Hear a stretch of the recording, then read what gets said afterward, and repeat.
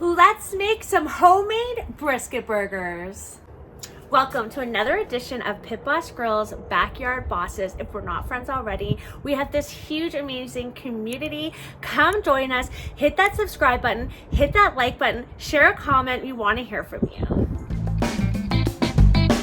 I'm Kara from Scale & Taylor, and clearly I'd like to have a little bit of fun while cooking in my backyard. Dancing and cooking is where it's all at and how we have fun.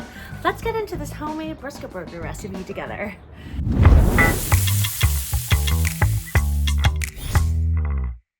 So in today's episode, we're gonna run through a few things. First, we're gonna run through exactly how to make homemade brisket burgers from scratch. Y'all get them in the grocery store, ask from your butcher. We're gonna make them in our own backyard, but better. We're gonna infuse it with that delicious smoke, that delicious color that we're gonna get from it. The other thing we're gonna run through is what type of brisket to use. You use a flat, a point, are we using scraps?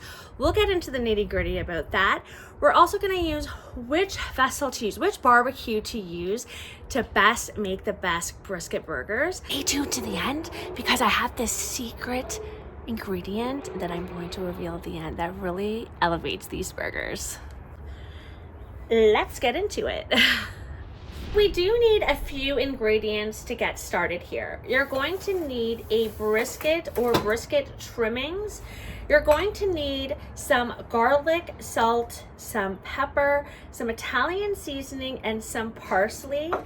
We're gonna need some Worcestershire sauce.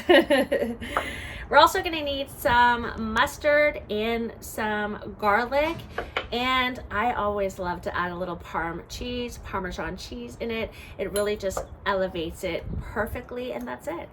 That's all you need for your brisket burgers. So fun fact, brisket burgers is what me and my husband have always loved. We used to buy them yearly in a huge pack. Once I found out that I can make my own at home, not only was it less money, but it was more delicious. And I have a family of 5. I have 3 boys at home and they're super hungry. So this is just what we need. And I'm sure you guys can all relate.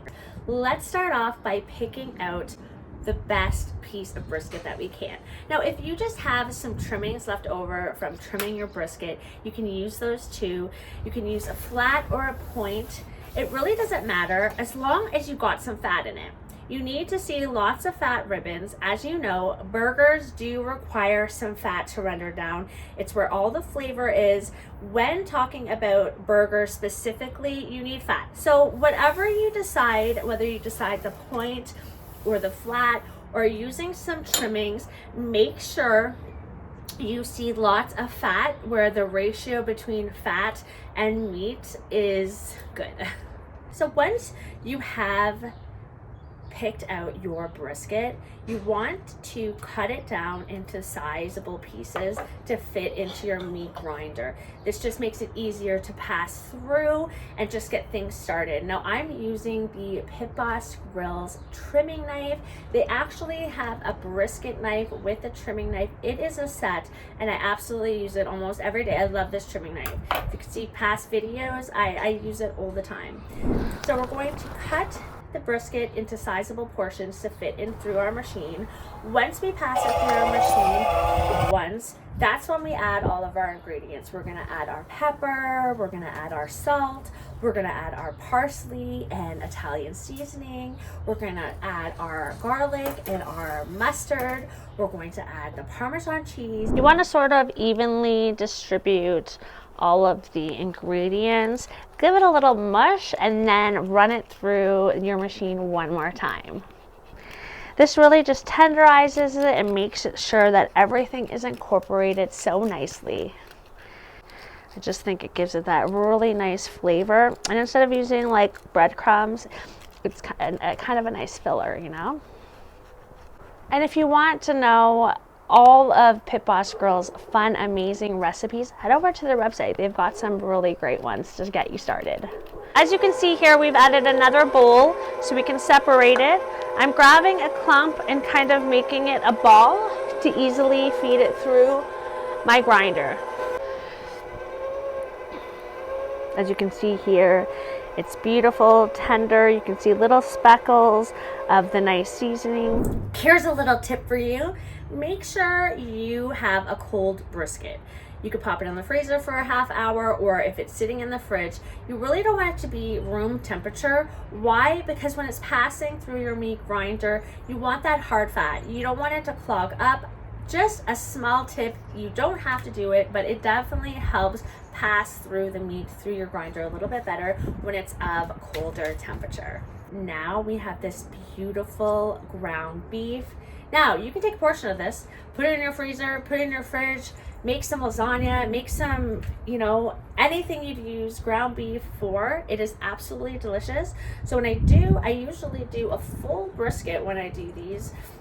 Save half portions for ground beef, and then some other portions I use just for brisket burgers alone, just because it's just well worth it. Barbecue season is all about travel. We go to the cottage, we go to the beach, we go camping. That's why I thought I'd use the Pit Boss Grill's tabletop just to show you how great it is and used for this barbecue season.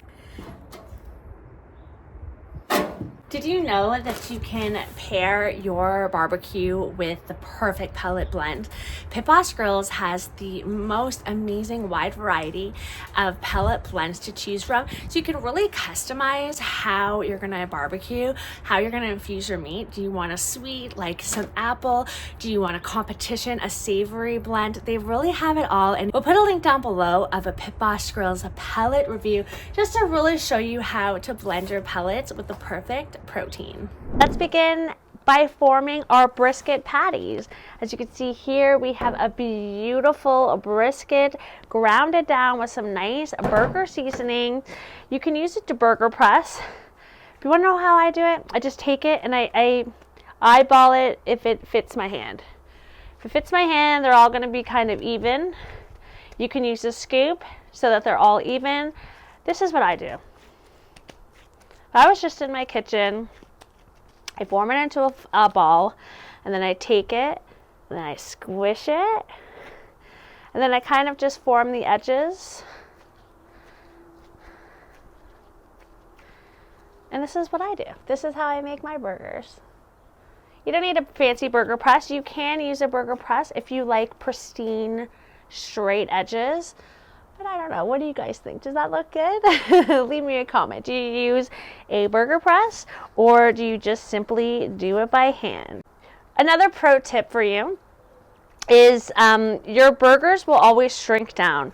So always just remember the size you're doing, because then that will shrink down to what you end up eating.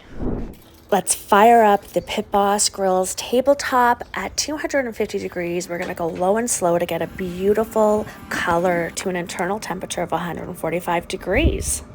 I'm Kara from Scale & Taylor, and I had an absolute blast making homemade brisket burgers with you. If you liked what you saw, give Pit Boss Grills a subscribe, leave me a comment, let me know if you want to see more videos like this. This was homemade brisket burgers.